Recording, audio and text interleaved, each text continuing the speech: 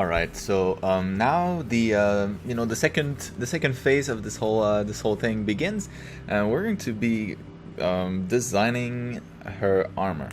So this is going to be it's going to be a bunch of different steps in this process, but initially what I want to try to do is just really roughly, kind of like I guess a little bit more than a thumbnail, try to come up with a cool design for the armor.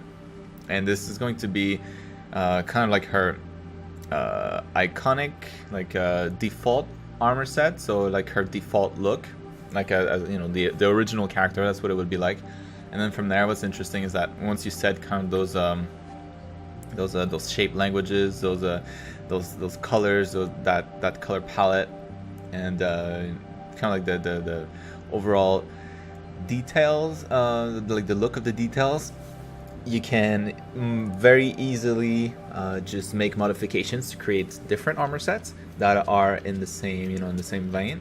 So that's kind of what we're doing here. So you could be doing a bunch of thumbnails first. That also works. So let's say you wanted to create a different layer, and then start from a blank canvas and just do like a bunch of rough thumbnails of this, maybe like even rougher, just like a black silhouette. You could also do that. And what I like to do is, in this particular case, since I have the base models that the armor will actually be on, those characters are going to be wearing those armor, so I want to make sure that it actually fits on them, as best as possible from the get-go. So yeah, that's kind of what the process is going to be. So right now I'm just trying a bunch of different shapes. As you can see, it's very rough. It's not meant to be detailed. Don't spend any time on details at this point, because it's just brainstorming. So there's nothing set in stone. We're just trying things out, see if things works. If they don't work, you just kind of just paint over, and yeah, like there's no shading or anything. It's all flat colors. So yeah, and at this point you're also starting to think of colors a little bit. Like right now it's pretty monochrome, so it's all just like different values, different shades of blue. But we will also, as we progress, to kind of toss hints of colors in there, just to see how that impacts the overall read of the character. But yeah, so just trying a bunch of different things. So this is going to be, well, what I'm thinking, what I'm going to this is that, so if I were working, if I were at the studio, or like if I had like a freelance gig or something like that, I have directions, so I have guidelines at this point. All the base bodies have been approved, right? So now we're moving on to a different step in the pipeline. So all the base characters have been done, and now we're trying to come up with what they actually look like and how you can dress them up, and what their class is, what kind of armor they're gonna wear, what their abilities are gonna be. So we're not gonna do abilities, but we're gonna go with everything that's visual. So in this case, that means what she's wearing. So for abilities, you can think of like maybe she's using magics, or maybe she's using I don't know, like different attacks or something like that. But that comes normally like way later, after the look of the character has been kind of done. After that, you'll have maybe like talks with the effects artist, and as to like what the animations could be, what what her kit could be, like the kind of stuff that she does. But that comes like later. Oftentimes it comes after the character has been modeled even. So we're not going to be talking about any of that stuff for this, the scope of this tutorial. It's going to be just the visuals, what she's actually wearing, and then everything else comes at a later time, so we're not going to have to worry about that. So what I want to do with this particular one is go for the most armored version she could potentially be. So this is going to give me kind of like the range of how far I can push a character, how far I can push the design, and then it'll make it a lot easier after that to just tone it down for to create kind of like the versions that are maybe like lower level stuff like that. So I was saying at the beginning that this is kind of like the a design for in the scope of a like a MMO video game or something like that, or if it was for a movie, like I want to create maybe like a bunch of these characters to fill like an entire area or something like that. So I'm gonna have a range of different different characters. They're not gonna be all the same status. They're not gonna be all the same like strength, if you want. So this one is meant to be the strongest, or slash the most advanced, the most badass, I guess, of that particular race, or maybe that particular class. And after that, I'm just gonna kind of like take things away, maybe like reduce the armor in certain areas, and kind of just go down from there to see what what kind of other variations I can create, but that are not as intense as this one. So yeah, and if it were for a game, that would be kind of like the highest level armor set that you can get.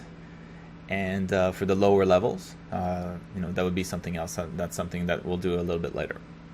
But once you have that one, that ultimate one, it's very simple to create the other ones, because then you can just take hints of what you have already, like the same kind of shapes, and then just simplify them and remove some of them. So yeah, that's what we're going to be doing a little bit later. But now I'm at a point where I like the silhouette. It's interesting. It looked a little bit like a bug, so that was the idea, for this design. So those characters are born out of like fake flowers, and the idea for their armor is that since they're pretty small, since the characters are pretty small, the idea for their armor would be like just bug carcasses. So like not carcasses, but like bugs that they kill, maybe like beetles that they kill, and they use their body parts to create their own armor out of it, something like that. So that's why it looks like she kind of looks like a beetle. That was the inspiration for the armor set. And I kind of like the silhouette. It's a little bit different. And now I decided to jump in the colors right away. As I said, this is not meant to be detailed. As you can see, it's super rough. I just want to get like if you squint, you kind of get an idea of what that character could be, and then we're gonna refine it a little bit later. But yeah, right now I just want to get an idea. I just want to have something that I can show potentially to my leads, or something that I can post online to get feedback on. This is a good step to do that, because you haven't committed too much time to it. It's just at this point, it's a loose idea, and if it clicks, then that's a good sign that you can move ahead and spend more time on it. If people are just like, no, it's crap, then no big deal, move on to the next one. At least you didn't spend much time on it. So yeah, and then adding the colors also. Colors very important for the the overall design of the character. It impacts a lot of the read. So, and by that I mean like the first things that you see when you look at the character. You want the first thing that you see basically is the focal point. So as I was saying before, that's normally around the head. For most video games and most movies, the camera will be pointed at the heads of the character, because that's where they show emotions. That's where there's some sort of interest. So that's where there's the most going on, I guess. So that's what it is for characters most of the time. And then you want to try to emphasize that as much as possible with your colors, with your design, with all the different composition elements that you have in your design on your character. So right now I have, my legs are very bright as opposed to the head, so the eye tends to go down there a little bit more. So that's something we'll have to address. But I was trying out colors, and I really like those kind of colors. Those are like literally color picked from the flower reference that I have on the right here. If you look at the thumbnail. So I just grabbed images. I just color picked the colors directly, and then painted that on the character, see if it works. And yeah, I kind of dig it. So I like those colors. And of course I'll be doing something a little bit later with about the head, so that it pops a little bit more and attracts a little bit more attention, because it is the focal point after all. But yeah, now I'm just trying to come up with her weapon. So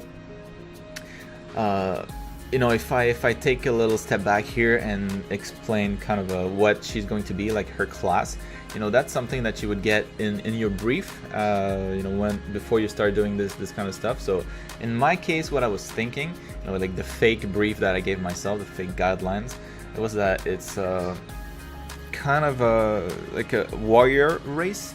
Not warrior race, but a warrior class. So maybe, you know, those base characters could be those base bodies could be used for different classes with different abilities. But in this case, what I wanted to explore with this one is more of like a warrior, like you know, a hand-to-hand combat, where you have like a more classic, you know, like a shield and a weapon, and then you go in for melee attacks.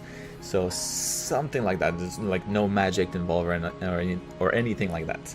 So when you know that, you know, once that's been kind of settled, that their class is going to be a melee character, or melee with melee abilities, it makes it pretty easy to from there kind of design the armor, because now it has there's like a function, a purpose for the armor. In this case, it's to protect her from, you know, from hits, from impacts, from blows from her enemies. So she needs to be well covered, well protected, and be able to attack and defend herself properly. So that's you know, with those things known, it makes it a lot easier to design. So that's why, you know, like, even if it's not a real thing, even if it's a fake project, that's something that you should always do. Kind of like set yourself some guidelines, like a backstory, or like just some guidelines to help you with the design, give you a direction for it. So because design should have a purpose, you know, it shouldn't be just pretty, it should also serve a purpose. That always makes for better design. So yeah, in this case, she's going to be a warrior. She's going to have a shield and a kind of like instead of a sword, more like a pincer, or like a weird claw looking thing that beetles have. So maybe she took like you know, the claws of one of the beetles, and she made a weapon out of that, and yeah, she would attack with that. And you know, you want them to be kind of nimble, because it's not a long range weapon, so she'll need to be able to run in you know, close to her opponent to be able to attack it. So you don't want to have her wearing, like, you know, like a big dress, or like super heavy boots or something like that, where it'll be difficult for her to move around. So again, a little bit of a, you know, function behind the design here. Yeah, at this point, I mean, the design is pretty much done, so I'm happy with this. There's a lot of stuff I'm not happy with. There's a lot that will change, you know, on this design. But as the first, you know, if you squint, that's always the test. You know, if you squint, does it read well? Is it an interesting kind of a mix of colors? Are the shapes interesting? Is it distinct enough that you would, you know, that you would kind of know without having to read on it, or having to ask what this character is about, you know, in the game or in the movie or something like that?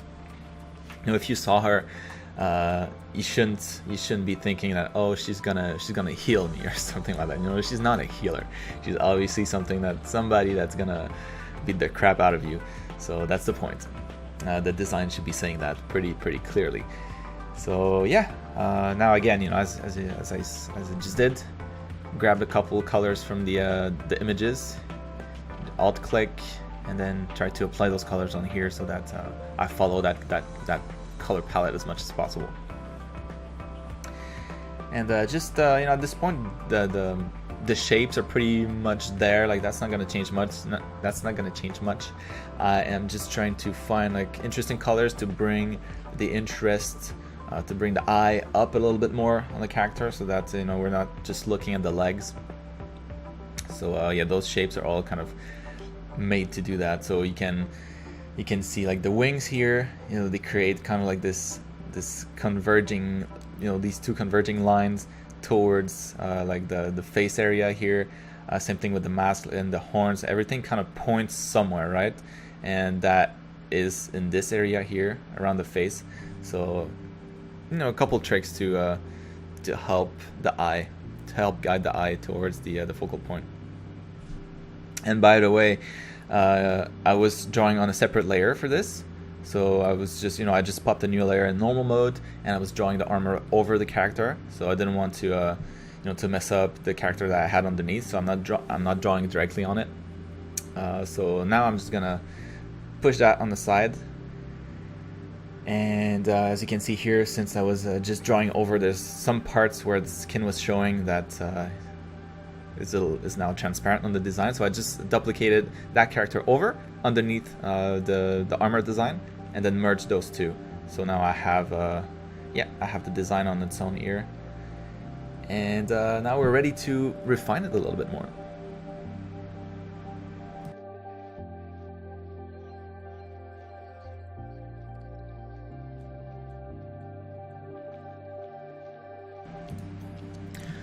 All right, so well, now we've been to the art director, to the art lead, or you know, in the case of freelance, we've sent that to the client, and he liked kind of like the rough concept that we did of the armored up character. So we agreed on the direction, and everybody's good. So now what we're gonna be doing is doing kind of like another variation of a less armored version of that character. So kind of like the in between, right? Before in between the naked version, so the one in underwear, and then this fully armored one. So we want something kind of like 50% of that, so right in the center, right in the middle. So that's what we designing right now. So as you can see here on the left, I have I collected a bunch of images from Google, and of bugs, beetles more precisely, and that's what I'll be inspiring myself for the design, like the final design. You can already tell there are hints of it, you know, in this really rough version, but now I want to make sure that I get inspired by stuff that actually, you know, makes sense, that exists. So that's why I grabbed a bunch of those, and I also like the color, and then you can use these for like a, you know, kind of like different materials, how the lights react on the surface, and like the different colors that they have.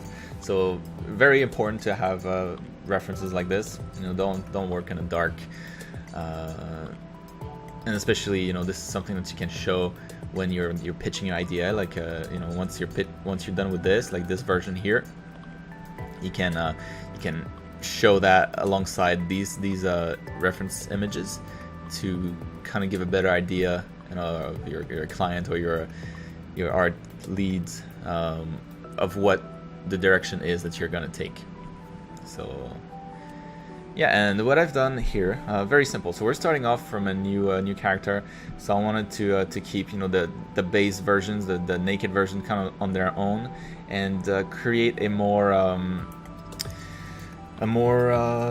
impactful image for the actual character, so the real character. So what we're going to be doing is we're going to take this pose that's a little bit more interesting, and we're going to use that to create both armor sets completely. So we're starting off with the light version, and then we're going to do this version here, like a cleaned up version of this one right after this.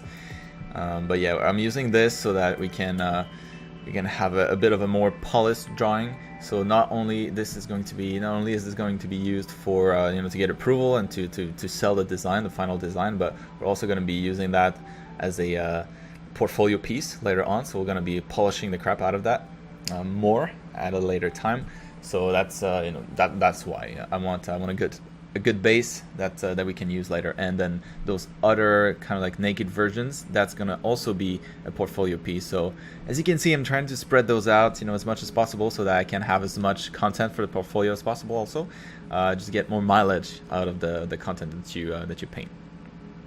So, right, and I just, you know, here what I've done so far is just I had I just drew a quick pose, something that I was happy with, but the pose itself is not super important. I just wanting something that's, you know, that sells the character, like what she's about, her actual like class, what that class is about. So kind of like a yeah, like a nice interesting pose, a little not too dynamic, and you know, not in a weird kind of perspective, so that I'm not able to see the design well. So I want something that will display the design as well as possible, right? So because people are gonna potentially work off of this to create the game model or the real like film versions. The version is gonna be in the actual movie. So yeah, we want this to be as easy to read as possible. So with that said, what I did here, so what I start with normally is you'll have kind of like the naked version, you know, again, that's something that I always do. You start with the naked version first, and then you dress her up. And the reason why I'm starting with the light version first, before moving on to this one that I just did, is because I'm going to use the same base. So it's going to be a little bit easier to, now that I know where I'm going, right? Now that I know that this is the destination, working off of this kind of like halfway, like mid-level version is going to be a little bit more of a clean workflow, knowing where I'm going. So I'll be able to just, you know, build that initial design, that not initial design, that simplified design, that light design, and then after that just add stuff on top of that to create that version here. And I can do that because I have the final one to look at here. If I didn't, I'd want to do this one first, probably, just so I just so that I know the range, right? So but yeah, what I did and what I like to do designing new stuff like this is I like to have a background layer and my lines on two separate layers. So what the background is going to be for is just those blue shapes. So, you know, all the blue that you see here, that's all in the background layer. And what I do is I use the background layer to kind of help me draw the silhouette and try to find like a cool, like a cool silhouette, cool shapes with volumes first, as opposed to working with lines. And then once the volume work, then you can move on to the the lines layer and kind of detail those volumes a little bit more, and then you can erase the background and move on to the next piece, and you do that like piece by piece basically. So that's something that I found that works really well, and it saves me time at least, because oftentimes if I don't use that, I'll just draw the lines, try to make those lines as clean as as clean as possible, or at least just make the design look as cool as I can. But then I realize, looking back, it doesn't work too well, so I have to start over. And drawing lines just takes a lot more time than just drawing blocky volumes, just drawing shapes. So that's the reason why you start with rough shapes and then you draw in the lines, because that's a little bit more time consuming, so you have to commit a little bit more at that point. But yeah, so it's just going back to what I was saying initially. This design now has been approved, which is why I'm doing this other variation now, the light variation. And what I'll be doing is I will have a light version, a heavy version, to give an idea of how it can scale up, so how that character can scale up in armor sets. So you can imagine if it was in a movie or if it was in a game. If it wasn't in a game, I already mentioned it would be kind of like the top armor. So as you gain in levels, let's say in an MMO, or if you're playing an RPG game or something like that, you're gaining new armor sets that are stronger and stronger, and so you're visually you want to look stronger and stronger, more and more badass. So that you get once you get really, really strong, you get that big armor set that looks very menacing. And then if it was a movie or something, you could imagine that those would be, just by looking at them, like weaker opponents, like the ones that don't have as much armor are a little bit weaker, and the other ones that look a little bit more intimidating, they're like the stronger ones that you don't want to mess with. So anyways, So that's a scale, you know, from low level to high level. I will also be doing a bunch of different variations for in a more horizontal fashion. So this is the way I explain it. This is what I'm doing right now is a more vertical kind of range. So you start with, you know, weak and all the way up to strong, and strong and powerful. And then I'm going to be doing another one, which is a more horizontal version where the same design, it's not the same design, but one design, which is I'm going to take the light version, the one I'm working on right now, and make variations on that design. So it's not going to look stronger, it's just going to look different. So it would be for different armor sets for a particular level, or, you know, particular group of people that are the same level or have the same reputation, same class, whatever. So yeah, there's different things that you want to do. In this case, you know, since this fake project is all about, we're in pre-production, you know, in a fake pre-production, I want to give that range I want to give my clients or my leads, my colleagues, as much of an idea as possible as to what this character could be. So it's always good to have that horizontal kind of like scaling, or horizontal variations and vertical variations, so that you get a good idea of the whole package. And yeah, so at this point, you know, I know that I kind of already designed the shape language, you know, based on the more heavy version. So I know this is going to be kind of like those, you know, those shapes, you know, like if you look at the wings here, kind of like pointy at the tip, and then a big nice curve, and then some pointy bits, and then some nice big curves, small pointy bits, other nice big curves. So that's what I'm going for in this design. And this is you know, as far as the style for this, it's going to, I'm going for a mix between sci-fi and fantasy. So that would be, you know, that kind of game.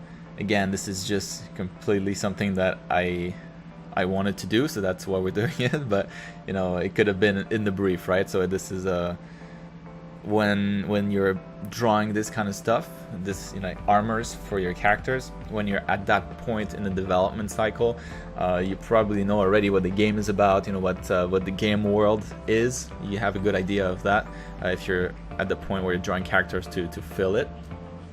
So yeah, at this point, you know, let's say this is kind of that kind of game. So we have a weird like world where sci-fi mixes with fantasy, and that's why the design have to represent that as well. But yeah, there's a bunch of different ways to, you know, to approach a design like this. So the reason why, and to be fair, like I could be doing the same thing I did with the heavy version with the light version, so the one I'm working on right now. I could be doing a much rougher version of it to show and to get approval first, and then move on to this cleaner version. Just decided to skip that step.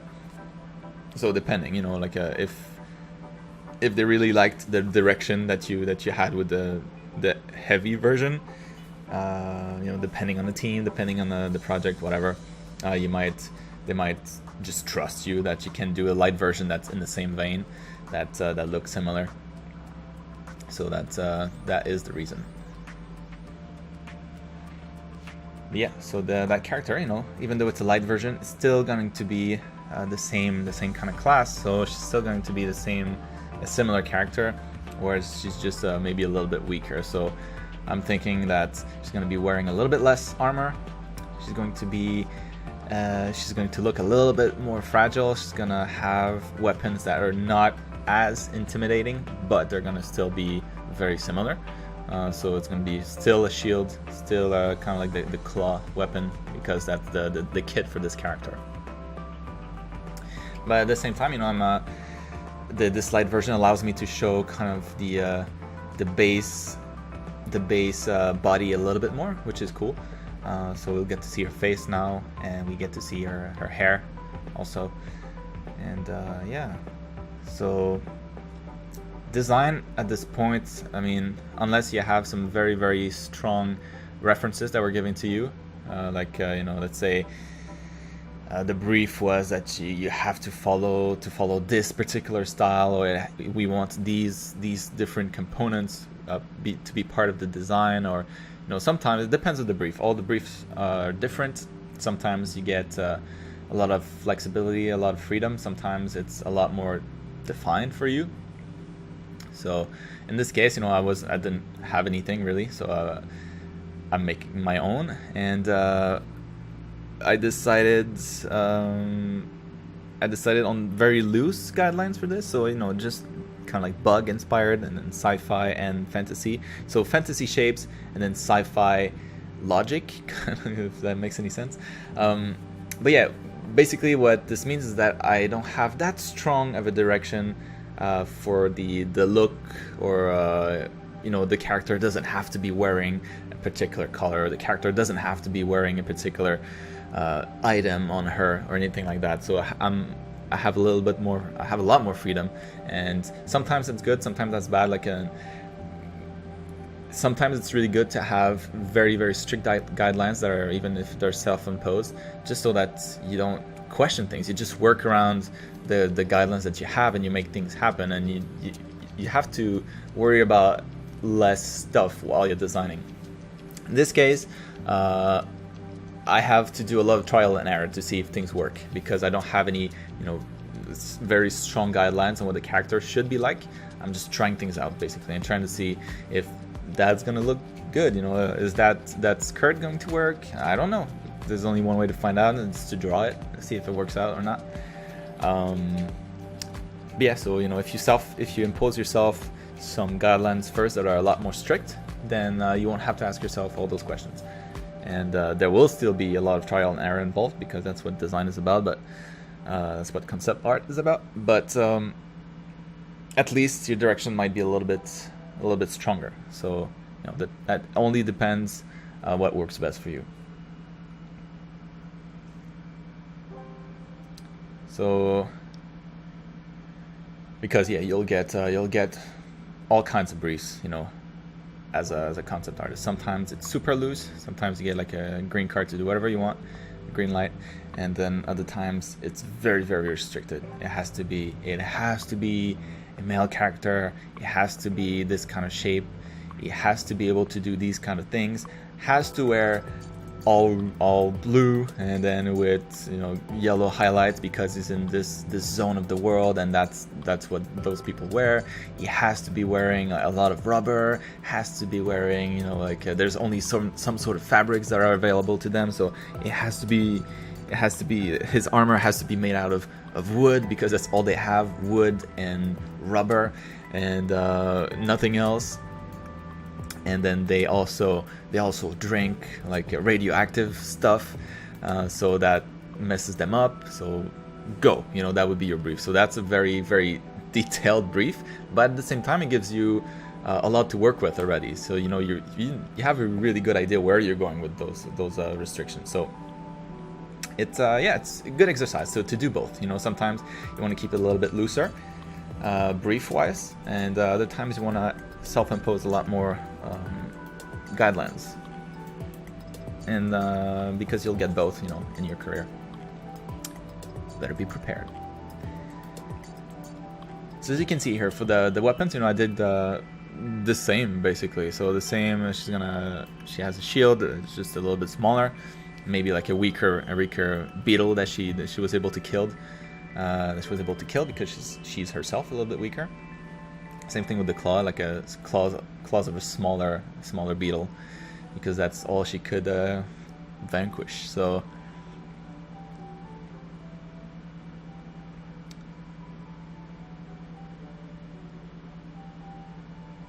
yeah, like design wise, you know, my process is I'll draw a bunch of stuff that looks kind of cool. Like right now, you know, the armor works pretty well, but there's no unity in the design. There's a bunch. there's a bunch of design elements everywhere, and it kind of looks cool, but there's a lot of stuff that I could do to just really bring that design together, like make it work.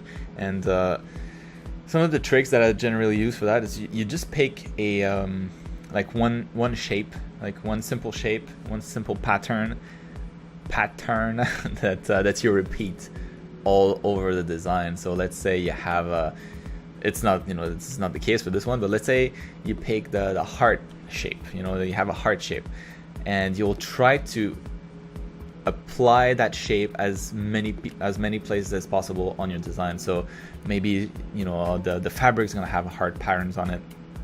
Maybe the trims of the armor is going to be heart shaped. Maybe there's a you can apply it to a bunch of different things. Maybe like the entire armor is the overall shape of the armor, of like the chest armor is a heart. Maybe you have those like engraved heart patterns on the shoulders, or whatever it is.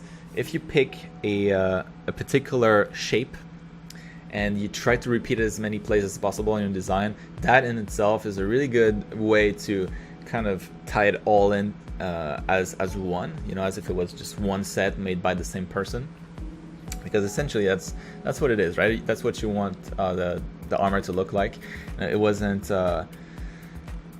just an afterthought. It was, maybe it's a person that actually built that armor, like a person in the game, and maybe that person comes from has a particular background. So you want all of those things to make sense. And good designs, the good designs look like they were actually built. It's not just drawn there because it looks cool. It looks like it's possible, like it was designed, it was built by somebody, and it has a purpose, and it's because it's like that because of this and that. So having patterns always helps with that impression. So I don't know if you can tell right now, but I have hints of that going on.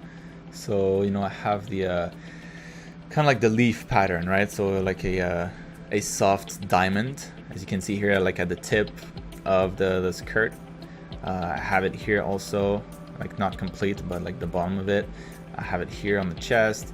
I have it here on the neck area, here a little bit on the clips. So that's something that I was like consciously trying to add on there. I have it also on the buckle here, like that's like a rounded diamond shape. But yeah, I'll be tweaking that and adding even more of that a little bit later, once the design is fleshed out a little bit more.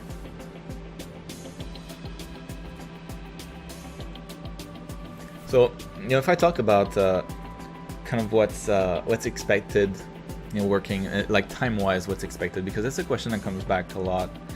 And how long do you have to make those things? How long does it take?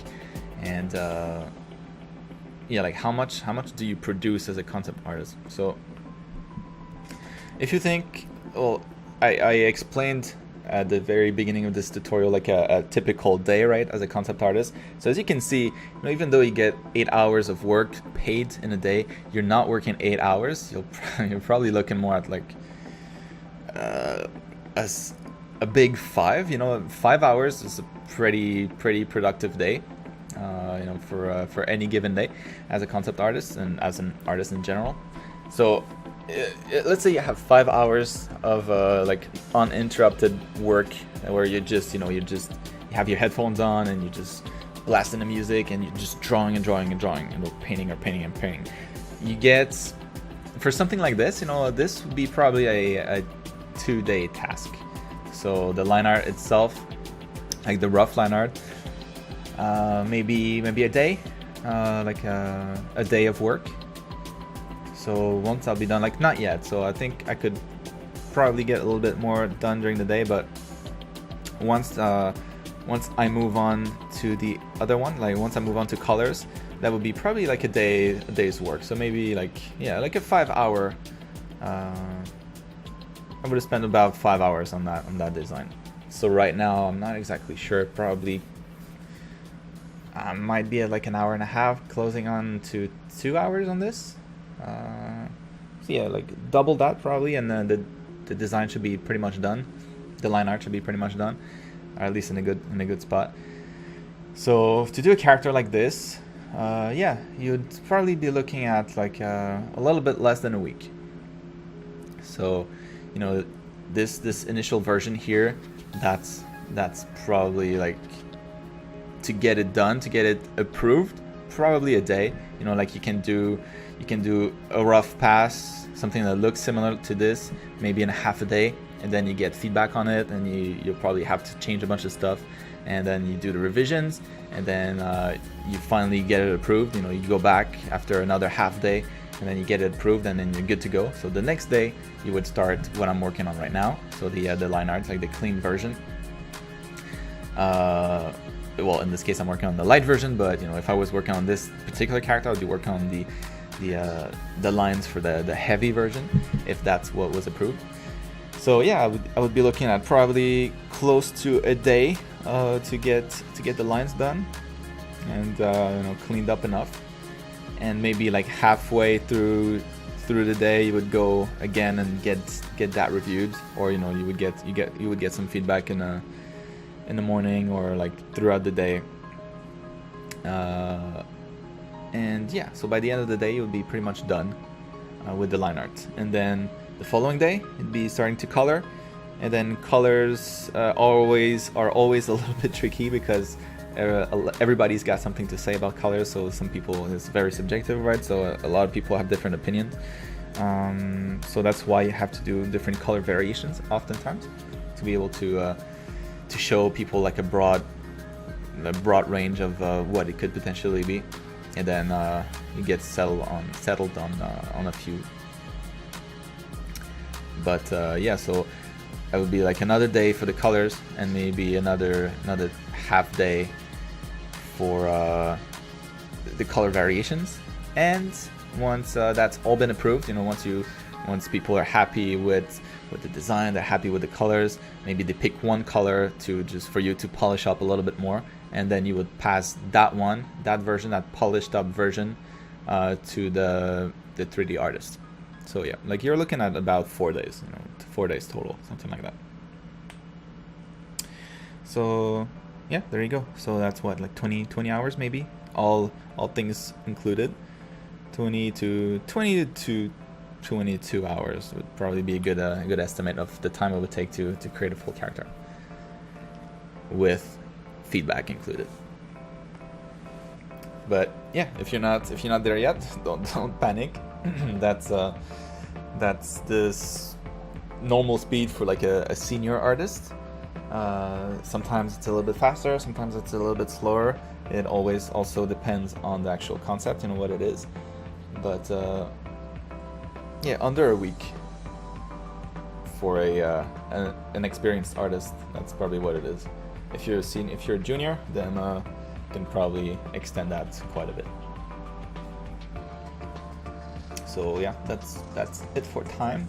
You know, the time frame that this is normally made in. And again, you know, this is a concept, so you want to figure things out, and you want to make things.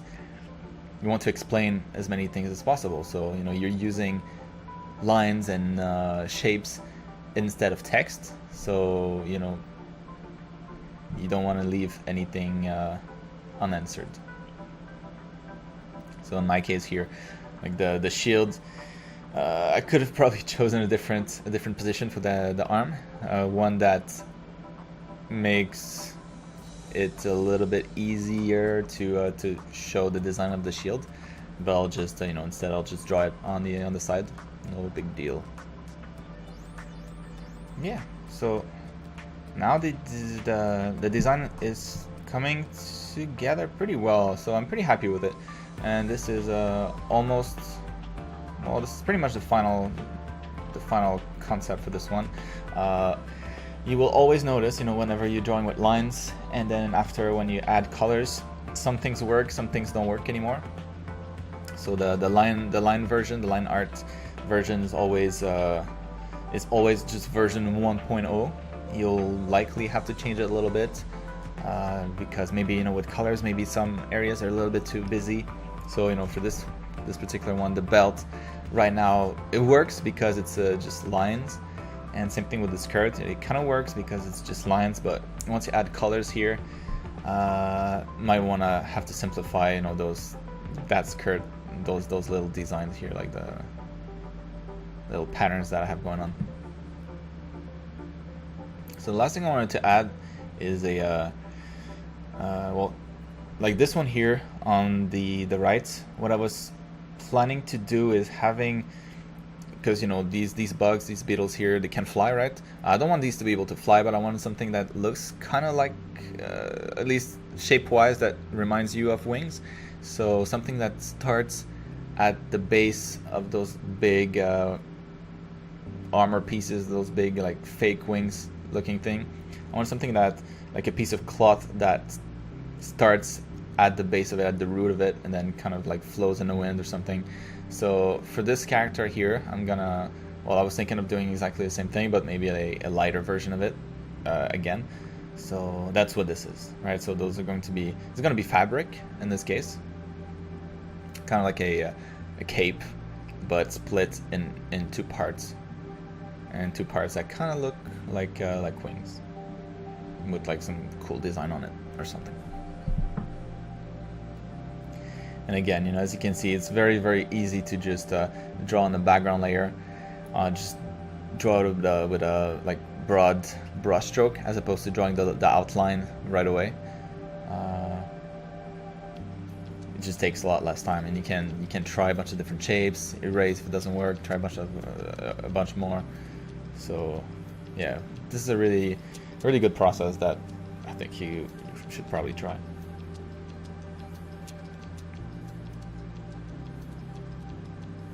And now, if you're paying attention, you probably noticed that I'm messing up. I'm drawing the lines on the actual background layer. And yeah, that was a mistake. I just didn't notice. I thought I was on the right layer, but I wasn't. But yeah, no big deal. So this is another example of, you know, having to figure things out. So in this case, the cloak is in the cape thing. The cape wing thing is in the back, so it's a little bit hard to figure that out, what it's gonna look like. So I'm gonna draw it out on the side just to get a better idea, and also explain kind of where those attach on the actual armor. So it doesn't have to be super scientific. It's just you know, just give an indication of where those attach.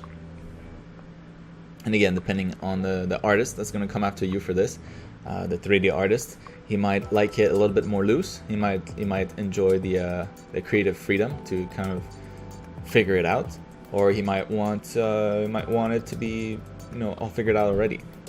So yeah, it only depends. It always depends of your team and the project.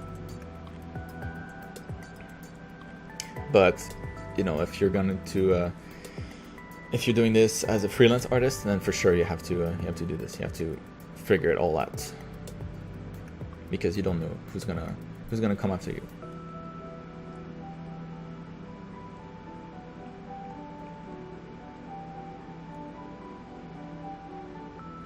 So yeah, like these, I was imagining like the movement. You know, when the character moves around, that's always something that you should kind of try to imagine while you're working on a design, like how things are going to move around, how things are going to bend, how you know, you want things to be working while you know, if they're ever to be built. So if the character is completely armored up and then, you know, can't even move, can't even bend the limbs because there's armor everywhere, then that's not good, and it's gonna look bad in the game because things are gonna clip everywhere. So you want to leave enough room. You want to imagine the character in movement, right? So what that character is going to do, how much of a range she needs to do, you know, her abilities, whatever those are. Those don't have to be set in stone just yet, but you can still imagine, you know, what she is. You can get an idea of what she'll have to do. So since she's a melee character, she'll be using her arms a lot. So you want you know, you don't want to cover Jesus, I'm having a hard time talking. You don't want to cover the shoulders too much, because you want some range of movement there. So you don't want anything too stiff that's not going to be able to move. So in this case, you know, what I was thinking with those are kind of like, you know, maybe leather, something like this. So it would be able to deform without a problem. It wouldn't impair her movement. Same thing with the skirt, you know, those flaps could fly around. That could look cool. And same with the cloak, the cape that she has. That would be some nice movement when she runs. You know, you can get some secondary movement there, along with the hair. So that could look pretty interesting. And that's stuff that, you know, the animators always love. You know, secondary movement, because it looks pretty. So yeah. It's good to think of, you know, the rest of the pipeline also when you're working on your designs. Now I'm just working on the weapon. I did the shield, as you can see. So shields, you know, it's just a carapace, so it doesn't have to be that detailed. It's just a carapace that she's holding on. So it's kind of a simpler-ish design. And then I'm designing her weapon. So from the other side, so it would be the top of the weapon that we're seeing now. And because we're not seeing it, right? So she's holding it from the other side. And that would be that.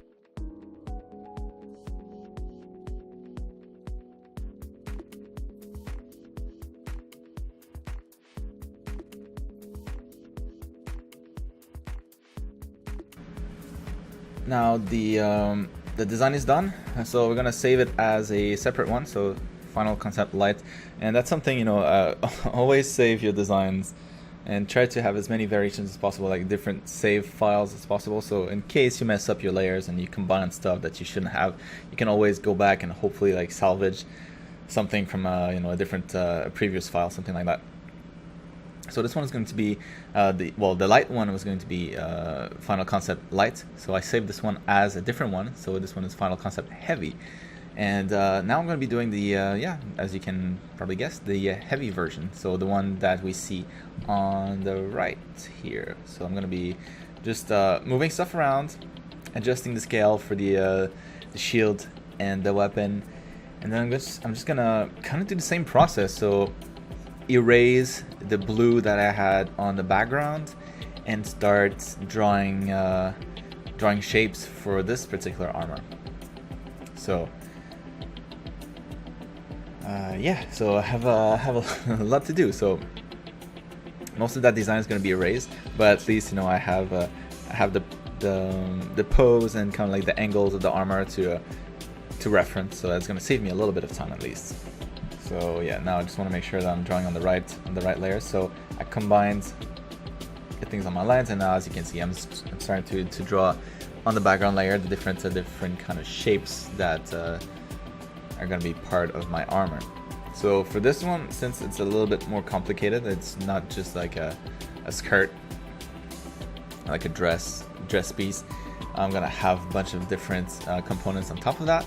So that's why I'm using the different colors, just to help me with help the read, basically, so that I can know where things are and like what things are. So the little legend that I'm going to use here is everything that's, well, actually no, I'm just going to use a bunch of different colors for the different shapes. And those colors, you know, you can already start to see, but those are going to be the different meshes. You know, if I were to model it in 3D, those would be the different pieces that you kind of just, you know, put on top of what's already there. So it's good to start to think in layers in that sense. So for the light version, you know, the light version is pretty simple. It's just you know, she's pretty, everything is just skin or like skin tight cloth, and then on top of that you have the armor, which is the armor is just, you know, her little helmet, her little not helmet but little like headband, and her skirt, her dress, and that is it pretty much. You know, that would be the only piece that she has. This one is a little bit more complicated. So this one has a bunch of armor pieces on top, different layers. So that's why I'm using different colors to help me kind of visualize those different layers. You know, we have the design on the right already, so that's kind of where I'll be heading. There's a lot of stuff that's not figured out on the design, so the design, the rough design, all we know really is that we have kind of that base silhouette, and then those splashes of colors that I'll try to keep as you know, as much as possible. But the design itself, I mean, there's not much there, right? So I have to come up with a lot of it. So it's just a little bit more of the same that we did previously, except now it's a heavier armor set. But yeah, again, you know, starting with those rough shapes, super important. And then I'm gonna be drawing on top of it once I'm happy with them.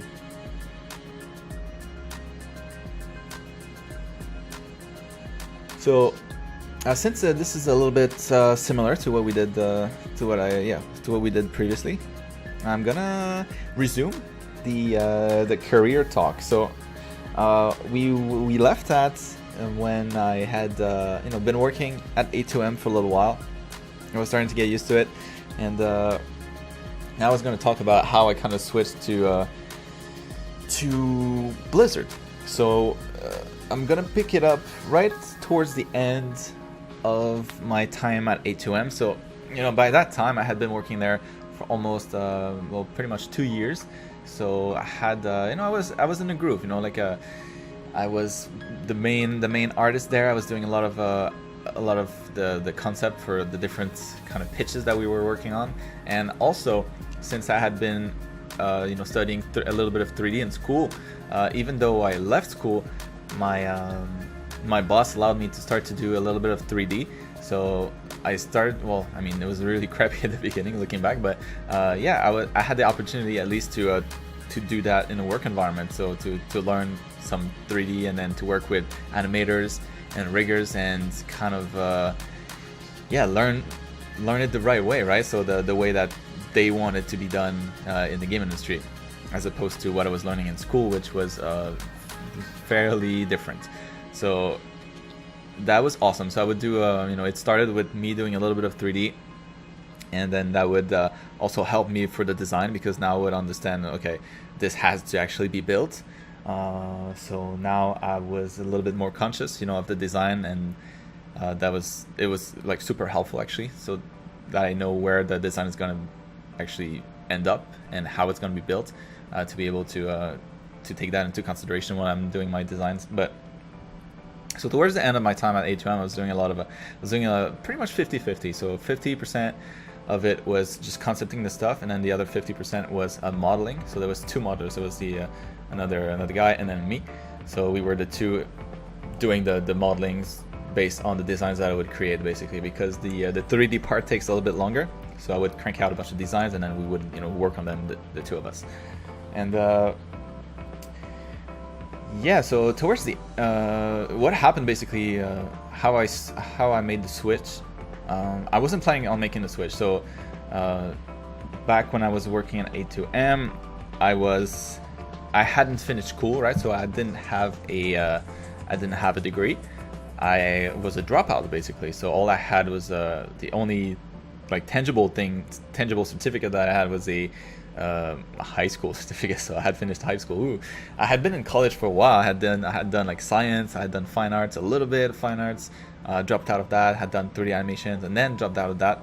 So I had, you know, been in school for a while, but I still had no degree, no diploma. So it was impossible for me, at least in my mind, to be able to go work in the States and have a work visa of any sort, because that's the thing. Like, if you want to work abroad, at least in the United States, you need a visa, and then to have a visa, you need some sort of degree. You need to be able to prove that you're not completely useless, right? You need some sort of proof on paper that you've actually accomplished something. And even though in art that means jack shit, that's the requirements. So have to play by the rules. So anyways, in my mind, there was no way that I would ever be able to work, in the United States unless I spent many years working in the game industry or related industries, and then I could use kind of like that work experience as an equivalent to get a work visa. But I had only been working for 2 years, so that was I was years away still, at least in my mind. And working at Blizzard was just something that I had wanted when I was a kid, but it was more of a dream, something that probably not gonna happen. So anyways, I had been working at A2M for a while, and even though A2M was fun, I was still unfulfilled as an artist. So that's a good thing, right? Like, if you get comfortable as an artist working at a company, that's always super dangerous for your career long term. So you should never be comfortable. And it helped that the different games that we were working on, some of them weren't just my kind. It wasn't something I was super excited about. Some others were, but yeah, that left me kind of unfulfilled as an artist. So I would stay after work really often and just keep drawing on my own, keep painting and kind of developing my portfolio on the side. So I kept getting, and I was getting more and more traffic too, so that never stopped. So after at about the 2-year mark working at A2M, I was going out to lunch with my buddies there, and then I got a phone. I got a message on my phone. So I'm like, let me check out that email, and then I read, and it was a recruiter for Blizzard, and they were asking me basically. So we saw. I'll put the email right here, but basically it was I saw your portfolio, blah blah.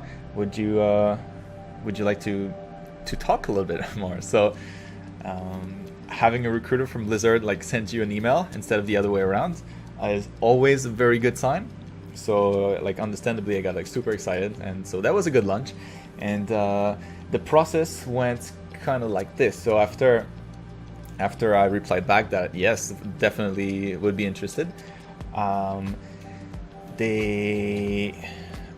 think it was an art test first. So they sent me the guidelines for an art test, and it was an art test to be on the new next gen MMO title that they were working on. So at that point, I had no idea what that was. They never actually told me until I got the job. So, but I didn't care, right? It was Blizzard, so yes, for sure, I'll do anything to try to work there. So I got the art test, and the art test was a little bit tricky, especially if I had never done any 3D, which thankfully wasn't my case. But the art test itself was to draw, to concept a character, and to model a bust of that character in 3D. So, and that was for a concept artist position. So it's a pretty intense test. I think now, I'm pretty sure that they slowed down on the test. I'm not too sure about the test on Overwatch or the other teams, but if it's a concept position, you do only concept. So yeah, that was back in the days. Blizzard, they were a little bit more crazy when it comes to art tests. But yeah, so anyways, for me that worked out because I could do both. So thankfully, so I did the test, and well, here it is. So that's what I did, and you can see, I was proud of it. The 3D version, the 3D part of it, I was definitely not proud. So I'm surprised that made the cut. But the concept, I was pretty happy with it. So at that point, I was a little bit more confident with my design. I had been working in the industry. I was getting more and more traffic. I had been doing some work for some magazines, getting some freelance gigs here and there. So yeah, I thought it was going pretty good. So I sent that in, and they got back to me not too long after that, saying that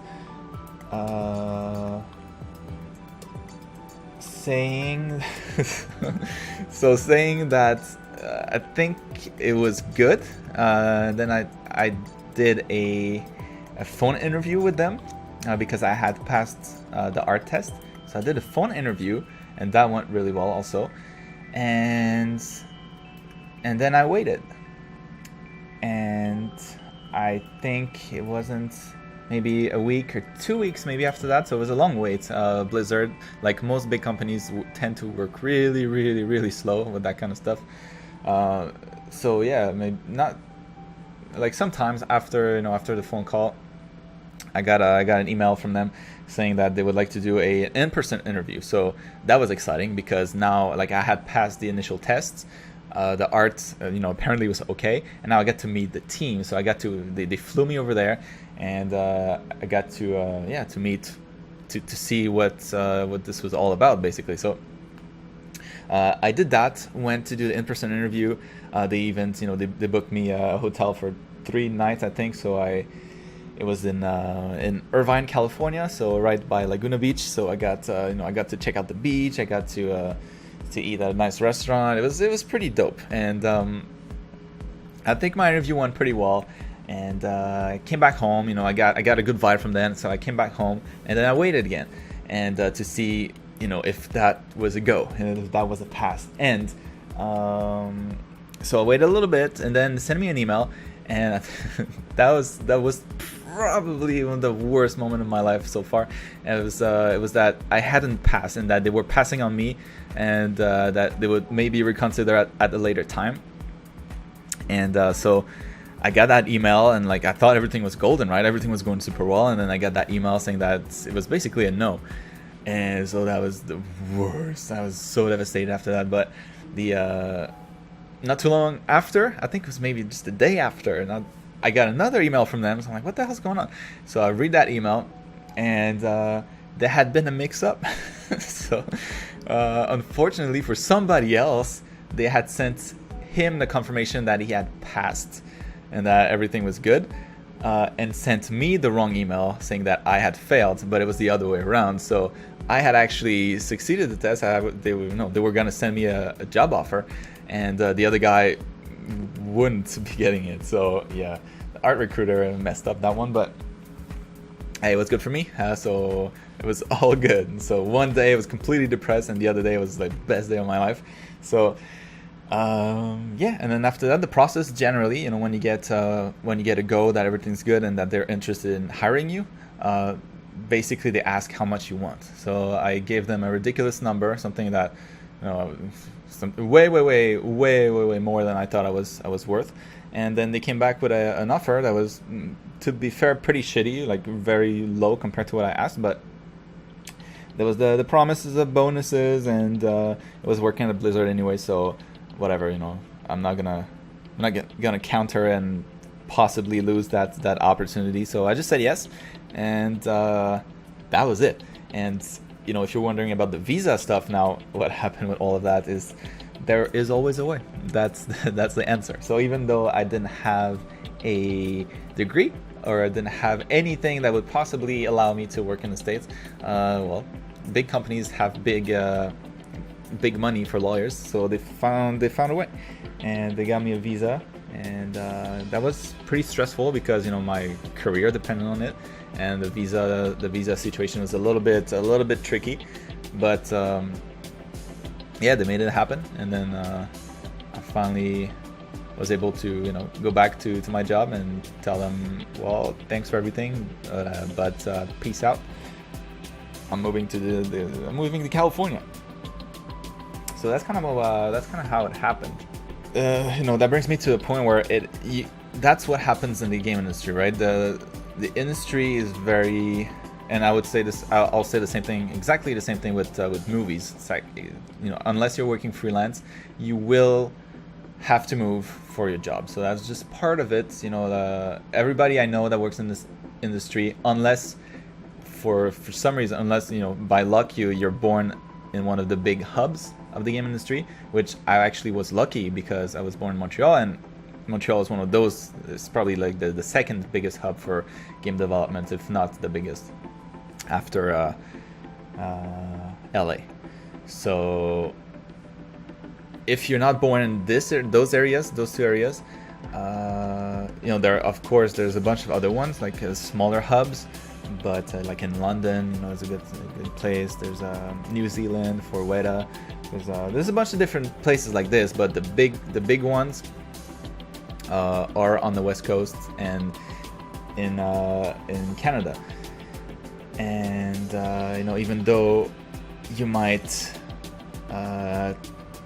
you know, think you'll never have to move because you happen to be in one of those areas, when an interesting job presents itself, it's hard to say no. So yeah, very likely you'll have to move at some point in your career, whether it be by choice, you know, because there's just the option is just too enticing, or because you don't have a choice. There's just nothing where you live. So that's yeah, one of the things that I came to realize. If you work in this industry, in the art industry in general, unless you're a freelancer, you'll probably have to move around a few times, you know, in your career. So yeah, that's something to consider. But in my case, you know, I was 22 when I moved to California, so I had just bought a house in Montreal, like a condo, but whatever, you know, I rented it out and I made it work. So thankfully, I didn't have a family that I had to move.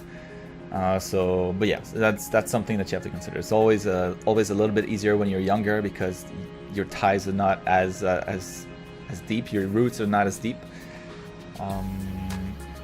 Yeah, that's a thing. So, you know, in case you were wondering, location is pretty important.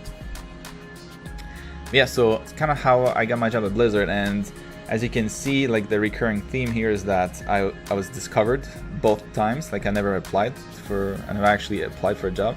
I always got offers, and that's when like, that happens to a lot of people, as long as you constantly maintain your online presence. So that's super important. So when I see, you know, like, concept artists that are trying to get a job but they have no online presence whatsoever, like, they're not trying to and it's not about, like, showing off, right? It's just about being out there, being shown, getting your art shown, your art seen, excuse me, and always being in the action. And if you don't do that, it's just you're cutting off a lot of the possible paths that you would normally have. So by doing that, you know, by being on all the platforms I could possibly be on, and by constantly updating and creating more content and creating you know, more art and more art and more art, and listening to feedback from people, and like you know, seeking to be in magazines, trying to be in art books, all those kind of things, all that exposure is so valuable. So that's one viable path. You know, if you get a lot of it, if you get a lot of attention, there's a very high chance that you will get noticed, you know, if you get good enough by doing that a lot. And of course, the other way is just working on your portfolio, and you know, when you think you're good enough, and you think there's a company that you're interested in, or a bunch of companies that you're interested in, then you just apply for them. But we're going to be talking about like, portfolio and applying for jobs in the last chapter, so I'm not going to elaborate too much on that. I'll keep that for later. But yeah, so now I was going to talk about how it was, right, like, starting at Blizzard. So at this point in the story, I've been accepted. I've had the job offer. I said yes, so everything is golden. I have a start date, and you know, I've been in contact with them, and by email, back and forth on, like, the start date, what I would want it to be, when I can start, when I can move, and then they're arranging all the flight tickets, all that stuff. When I finally made my move to the United States, so normally, you know, what happens, this might not be super relevant, but whatever, like, whenever you move, oftentimes, if not always, like, the big companies are going to pay for it. Like, they don't expect you to pay for your move or for your flight or for relocation. That's all going to be included. But yeah, working at Blizzard, so not too long after I moved there, I got, you know, you get to buy your, like, basic stuff. Again, like, ship your computer over, like, the, you know, your essentials. And then yeah, I started not too long after that. So I started early 2009, and so this is how my first day went. So I had met the team before, during my in-person interview, so I knew the people there, and they seemed like really cool guys. So yeah, I just showed up for my first day at work. I showed up to the lobby, or I more like first at the gate, because it's a gated campus to keep intruders out. So I showed up at the gate, and then they're like, "Oh, hey, okay, hi, what's up?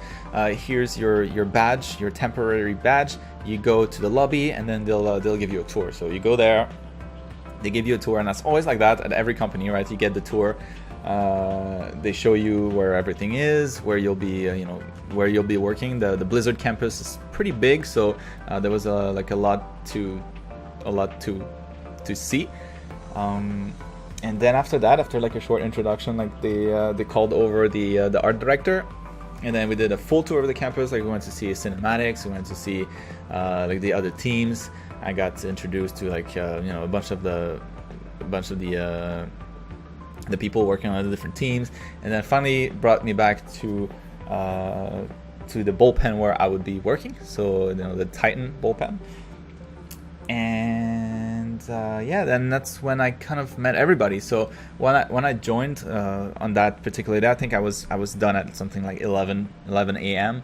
And when I made my move to my team, they were doing a stand-up, so a daily stand-up where they would be looking at everybody's art for a couple minutes.